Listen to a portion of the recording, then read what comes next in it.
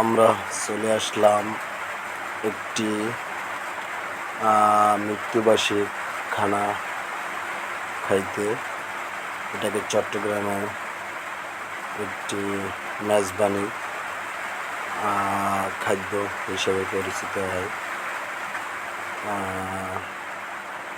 আমাদের দেশে হয়তোবা অন্য রকমের খানা খাওয়ায়, আর শহরের হিসেবে দেখেন এখানে অন্য একটি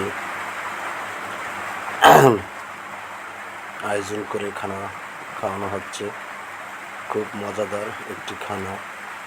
আমরা খেয়ে সবাই একটি ভালোই মজা পাইলাম এবং খানা অনেক সুস্বাদু হয়েছে।